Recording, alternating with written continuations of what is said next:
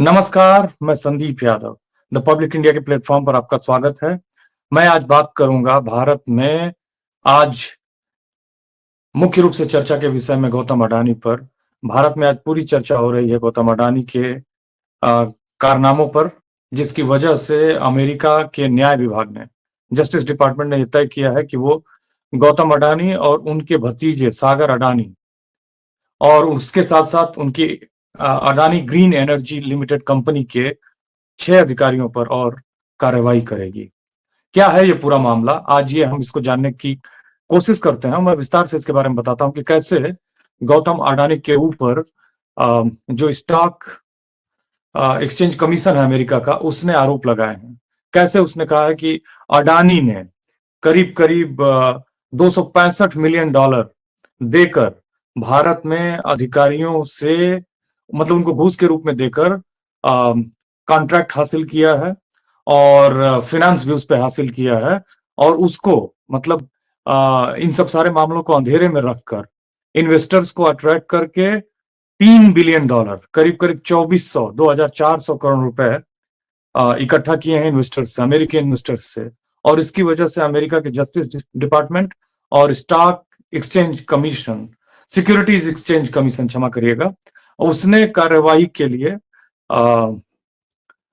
शुरू की है। उसने पर्याप्त सबूत भी जुटा लिए हैं और इस खुलासे से आज पूरे भारत में हाहाकार मचा है, क्योंकि भारत में पहले ही जो भारत का securities exchange board of India, जिसे हम सेबी कहते हैं, जो उसकी जो चेयरमैन रही हैं, क्षमा करिएगा, रही नहीं है, अभी हैं, माधवीपुरी बुच और उनके पति धवल बुच पर कॉन्फ्लिक्ट ऑफ इंटरेस्ट का और अपनी ऑफशोर एंटिटीज को मदद करने में के आरोप लगते रहे हैं और इनके ऊपर गंभीर करप्शन के आरोप हैं। याद हो कि सेबी के कर्मचारियों ने भी माधवीपुरी बुच के बारे में आरोप लगाए थे कि उन्होंने पूरा वहां का जो कार्यस्थल है उसको भी जहरीला बना दिया था। मैंने बना दिया है, वहां कार्य का करने का जो माहौल होता है वो भी पूरी तरह से खराब हो चुका है। तो पूरा मसला हम लोग विस्तार से मैं इसको एक्सप्लेन करूंगा कि अमेरिका ने इतना गंभीर आरोप कैसे लगाया और इसके पीछे उसके पास सबूत हैं और वो इतने दावे से क्यों कह रहा है कि ये एक फ्रॉड हुआ है और ये फ्रॉड किया गया है। तो बताते चलो मैं, जैसा कि मैंने शुरुआत में जिक्र किया कि अडानी ग्रुप ने सौर ऊर्जा परियोजनाओं के अनुबंध और वित्त पोषण हासिल करने के लिए भारत में सरकारी अधिकारियों को लगभग $265 मिलियन, जो रकम आती है 2200 करोड़ रुपए के आसपास, वो रिश्वत दी है। हालांकि इस पूरे मामले में किसी भी अखबार में और कहीं भी किसी भी पत्रिका में किसी भी अधिकारी का नाम नहीं आया है, मतलब कि किन किन लोगों को वो रिश्वत दी गई है। लेकिन ये कॉन्ट्रैक्ट, ये परियोजना ही, प्रोजेक्ट ही पैसा देकर, घूस देकर हासिल की गई थी और उस पर जो फाइनेंस हासिल किया गया, ये सब कुछ मैनेज किया गया था। ये आरोप अमेरिका की securities and exchange commission SEC ने लगाया है और अमेरिका के जस्टिस डिपार्टमेंट ने लगाया है। और जो अदानी ग्रीन एनर्जी लिमिटेड है, इसमें शामिल है गौतम अडानी के भतीजे सागर अडानी, उनका भी नाम आ रहा है। और ऐसा बता रहा है कि जो अमेरिका का जस्टिस डिपार्टमेंट है, उसने कहा है कि अमेरिकी निवेशकों से जानकारी छिपाई गई। याद रखिएगा कि जो सिक्योरिटीज एक्सचेंज कमीशन है, अमेरिका में हो, जिसकी स्थापना 1934 में की गई थी, या फिर भारत का securities exchange board of India, इनका काम ही है कि वो लेवल प्लेइंग फील्ड रखें फाइनेंस के सेक्टर में और ट्रांसपेरेंसी के लिए काम करें। अगर वही छुपाने के काम में लग जाएंगे, वही संस्थाएं अगर गड़बड़ हो जाएंगी, तो फिर तो जनता लूटेगी, क्योंकि जो इन्वेस्टर्स है वो आम आदमी है, कोई भी है, और उसकी मेहनत का पैसा लूट लिया जाएगा। इसीलिए सेबी की स्थापना हुई थी। उसी तरह से अमेरिका में एसईसी की स्थापना हुई थी और उसका काम ही है ट्रांसपेरेंसी और न्याय करना। और इन्होंने शुरुआत में ही कहा, हालांकि अमेरिका का जस्टिस डिपार्टमेंट कहता है कि ब्राइबरी की गई है कॉन्ट्रैक्ट के लिए, फाइनेंस के लिए, और ये जो प्रोजेक्ट था वो 12 गीगावाट की सोलर एनर्जी का प्रोजेक्ट था और अमेरिकी निवेशकों से करीब करीब $3 अरब, 24,000 करोड़ रुपए के लोन और बॉन्ड जुटाए गए हैं। अडानी ग्रीन एनर्जी ने जुटाया है, जो कि बहुत बड़ा फ्रॉड है। और इसी यही वो आरोप है जिसकी वजह से अमेरिका का जस्टिस डिपार्टमेंट, न्याय विभाग अडानी के खिलाफ कार्रवाई की बात कर रहा है।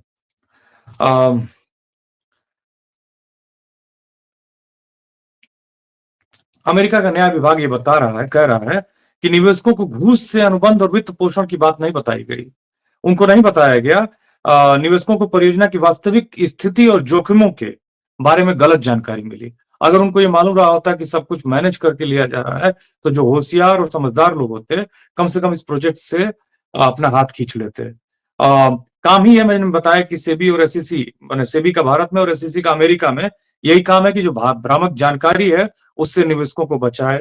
इनसाइडर ट्रेडिंग उसको रोके। इनसाइडर ट्रेडिंग का मतलब होता है कि कुछ अपने लोगों के साथ मिलजुल के, अधिकारियों के साथ मिलजुल के अपने काम को फिक्स करके और उससे लाभ कमाना है, उसको इनसाइडर ट्रेडिंग कहते हैं। तीसरा, पोंजी स्कीम। पोंजी स्कीम के पीछे की भी कहानी बड़ी इंटरेस्टिंग है। ये मामला है एक व्यक्ति का जिनका नाम ही था चार्ल्स पोंजी। हालांकि नाम तो उनका बहुत बड़ा है, वो पूरा नाम मैं नहीं पढ़ सकता हूँ। पढ़ने की कोशिश करूं तो उनका नाम था कार्लो पियात्रो जियोवानी गुलिल्मो टुबाल्डो पोंजी। इतना बड़ा नाम। और ये इटली के थे सज्जन, और इन्होंने इटली से, इनका जन्म हुआ था 1882 में। 1902-3 में ये अमेरिका चले आए। धनी परिवार में इनका जन्म हुआ था इटली के। इनकी शुरुआती जो आर्थिक स्थिति थी अच्छी थी, लेकिन 1903 में आए। 1920 में इन्होंने अमेरिका में स्कीम की शुरुआत की। उन्होंने उनकी स्कीम को पोंजी स्कीम के नाम से जाना जाता है, जिसको कहा जाता है कि उन्होंने कहा था कि हम 45 दिन में 90% का फायदा दे देंगे, 90 दिन में 100% फायदा दे देंगे। और उस पूंजी स्कीम में उच्च रिटर्न का वादा था कि हाई रिटर्न मिलेगा। लेकिन हकीकत में किया क्या जाता था कि जो नए निवेशक होते थे उनके पैसे से पुराने निवेशकों को पैसा रिटर्न किया जाता था। कोई हकीकत का निवेश नहीं था। ये एक लोगों को फंसाने का तरीका था जिसमें वादे किए जाते थे, और एक पिरामिड संरचना थी। और इस पोंजी स्कीम में हुआ ही यही कि इतने लोगों को ठगा गया कि एक बहुत बड़ा ये स्कैम बना, और तब से इस तरह की स्कीम्स को पोंजी स्कीम्स के नाम से जाना जाता है। तो ये सब मामला है। हालांकि इस तरह के जो मामले हैं, कई मामले सामने आ चुके हैं पूरी दुनिया में। जैसे आप अगर लें तो बर्नी मेडॉफ स्कैंडल है, जो $65 मिलियन का एक घोटाला था। उसी तरह का एनरॉन स्कैंडल था जिसमें बहुत सारे पैसे लगे हुए थे लोगों के, निवेशकों के, वो भी एक बड़ा घोटाला था। उसी तरह से एक वायर कार्ड स्कैंडल है जिसमें 1.9 बिलियन यूरो का निवेशकों को नुकसान हुआ। तो कुल मिला के भारत में भी इस तरह की तमाम पूंजी से जुड़े हुए तमाम स्कैम्स के काम हो चुके हैं, जैसे Sahara scam, Sharda chit fund scam, PSEL limited का, फिर रोज वैली स्कैम। तो कुल मिला के ये मसला था। लेकिन ये जो मसला है, इसमें साफ साफ जो अमेरिका का जस्टिस डिपार्टमेंट है और जो एसईसी है, securities and exchange commission America का, वो साफ साफ कह रहे हैं कि हमने सबूत जुटाए हैं और उसके आधार पर हम बातें कर रहे हैं। और इस पूरे जो ये प्रोजेक्ट था, परियोजना थी, इसमें पूरी निवेशकों के साथ धोखा किया गया है। और मैं दर्शकों को बताता चलूं कि इस मामले में गंभीर सजाएं हो सकती हैं, और हमेशा के लिए मतलब कार्रवाई करने के बाद इस तरह की इस तरह की स्थितियों में हमेशा के लिए परमानेंट इंजंक्शन हो सकता है गौतम अडानी को। हमेशा के लिए स्थायी रूप से उनको उनके खिलाफ निषेधाज्ञा जारी की जा सकती है। दूसरा, सिविल पेनल्टी लग सकती है, नागरिक दंड दिया जा सकता है उनको, कई साल की जेल की सजा हो सकती है। और ये सब मामले हैं। हालांकि मैंने शुरुआत में जिक्र किया था कि अभी भारत में कई तरह के मसलों पर बहुत लंबा सवाल उठा था। जो सेबी की, securities and exchange board of India की जो चेयरपर्सन है, हालांकि पहले जो चेयरपर्सन हुआ करते थे वो सरकारी अफसर हुआ करते थे। ये पहली चेयरपर्सन है जिसको सरकार ने प्राइवेट सेक्टर से उठा के उनको वहाँ का चेयरपर्सन बनाया है और उनके ऊपर गंभीर आरोप लगे। हिंडनबर्ग रिसर्च एक कंपनी है अमेरिका की 2017 में जिसकी स्थापना अ, इसलिए उन्होंने की थी नाथन एंडरसन ने, मैं भूल गया था उनका नाम। नाथन एंडरसन ने की थी 2017 में। हालाँकि हिंडनबर्ग जो शब्द है वो एक ऐतिहासिक शब्द है और वहाँ से लिया गया है।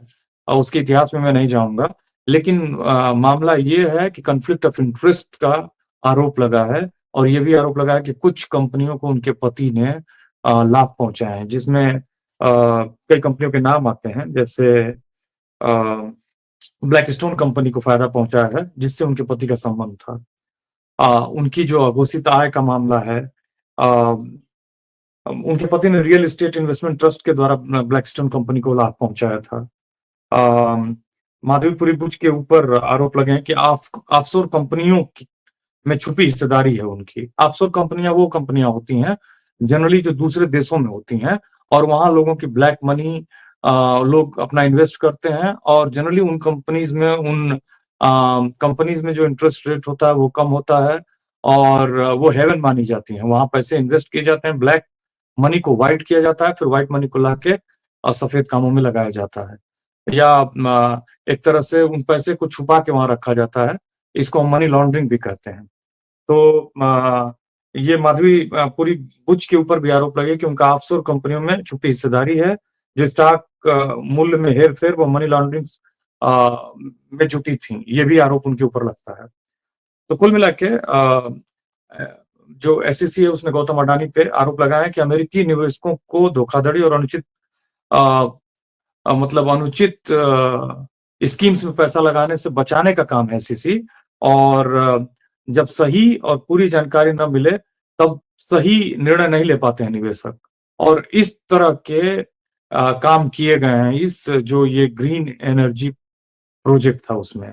और इन सब चीज़ों ट्रांसपेरेंसी न रहने से बाज़ार में स्थिरता नहीं होती है, पारदर्शिता नहीं होती और निष्पक्षता नहीं होती है और इन तीनों के नहीं होने से पूरा मार्केट जो है वो कोलैप्स कर सकता है। यही वो गंभीर आरोप हैं जो गौतम अडानी के खिलाफ लगाए जा रहे हैं। अ, अडानी पर इससे पहले भी कई गंभीर आरोप लगते रहे हैं। जैसे कोयला खदान घोटाला हो या फिर मुंद्रा पोर्ट का घोटाला हो या फिर ऑस्ट्रेलिया में करमाइकल कोयला खदान घोटाला हो। ऑस्ट्रेलियन गवर्नमेंट ने ऑस्ट्रेलियन के वहाँ जो ग्रीन पीस एक्टिविस्ट हैं, ग्रीन एक्टिविस्ट हैं, उन्होंने आरोप लगाया था कि बहुत सारे जंगलों के पेड़ों को बिना अनुमति के काटा जा रहा है। उनके ऊपर गौतम अडानी के ऊपर सेल कंपनियों के उपयोग का आरोप लगता रहा है। अ, मैंने बताया कि मनी लॉन्ड्रिंग का आरोप लगता ही रहा है। मनी लॉन्ड्रिंग कैसे करते हैं? उसमें प्लेसमेंट किया जाता है, लेयरिंग की जाती है, इंटीग्रेशन किया जाता है। हालाँकि भारत सरकार ने 2002 में prevention of money laundering act भी बनाया था, लेकिन उसके बावजूद भी टैक्स लाभ से टैक्स लाभ के लिए, गोपनीयता के लिए और क्षमा करिएगा, एक्सचेंज जो विनियामक लाभ हैं, उसको पाने के लिए इस तरह के लोग अपना पैसा ऑफशोर कंपनियों में रखते हैं और टैक्स से बचते हैं और तमाम काले धन को सफ़ेद करते हैं और उससे अपने पैसे को और भी ज़्यादा कई गुना बढ़ाते हैं। ये सब मामले हैं। लेकिन कुल मिला के जिस तरह का मामला ये आया है, पहले से ही आरोप लगते रहे हैं गौतम अडानी पर और कि सारे देश के जो प्रोजेक्ट्स हैं उन्हीं को मिल रहे हैं। नेता विपक्ष राहुल गांधी ने तो पूरा खुल के आरोप लगाया था कि ए1 और ए2 को पूरा सीधा-सीधा लाभ दिया जा रहा है। अदानी और अंबानी, जिसमें अदानी सबसे ऊपर हैं, देश के एयरपोर्ट हों या फिर पोर्ट हो, सब कुछ उनको दे दिया गया है और सब पर वो काम कर रहे हैं, लाभ कमा रहे हैं। अभी का जो मामला है वो एक गंभीर आरोप है क्योंकि उनके ऊपर बहुत बड़ी रकम का मामला लगा है $265 मिलियन और मामला भी साफ है कि उन्होंने भारतीय अधिकारियों को घूस देके $265 मिलियन घूस देके वो कॉन्ट्रैक्ट हासिल किया था, उस पर फाइनेंस हासिल किया था और निवेशकों को, इन्वेस्टर्स को अंधेरे में रखकर करीब-करीब $3 बिलियन फंड के रूप में इकट्ठा किए हैं, बॉन्ड और फंड के रूप में इकट्ठा किए हैं, जो करीब-करीब 2,400 करोड़ आते हैं। तो ये अपने आप में एक बहुत गंभीर आरोप है अमेरिका के जस्टिस डिपार्टमेंट की तरफ से और अमेरिका के सिक्योरिटीज़ एंड एक्सचेंज कमीशन की तरफ से, और इस मामले में ये दोनों एजेंसियाँ तैयारी कर रही हैं भारत में गौतम अडानी और उनके एसोसिएट्स, उनके भतीजे सागर अडानी और उनकी कंपनी में काम करने वाले कई और 6 लोगों पर कार्रवाई करने की। अब आने वाले समय में पता चलेगा कि और भी कितना गंभीर है ये मामला, लेकिन फिलहाल पूरा मामला यही है और ये साफ-साफ दिख रहा है कि बहुत बड़े करप्शन का मामला है, जिसके बारे में नेता विपक्ष राहुल गांधी और भी विपक्ष के नेता लगातार भारत की जनता को सतर्क करते रहे हैं और बार-बार इस पर लोगों को अ, जागरूक करते रहे हैं और उनको सच बताने की कोशिश करते रहे हैं, लेकिन अब तक मीडिया और प्रशासन के द्वारा उन्हीं लोगों का मज़ाक बनाया जाता रहा है। लेकिन अब क्या ये भारतीय राजनीति में एक बहुत ही महत्वपूर्ण घटना है? ये वही घटना है जिस तरह से 1974 में गुजरात के छात्रों के आंदोलन के बाद 26 जून 1975 को इमरजेंसी लगी थी। कोर्ट ने इंदिरा गांधी के चुनाव को इनवैलिड बता दिया था, अवैध बता दिया था। क्या इसी तरह से जो एक मुख्य सहयोगी हैं सत्ता के, उनके ऊपर इस तरह के गंभीर आरोप लगने के साथ-साथ इस सरकार के दिन भी क्या गिनती के रह गए हैं या ये सरकार के पतन की शुरुआत है? ये वो सवाल है जिनके साथ मैं अपने संवाद को समाप्त कर रहा हूँ। आगे फिर हम लोग बातचीत करते रहेंगे।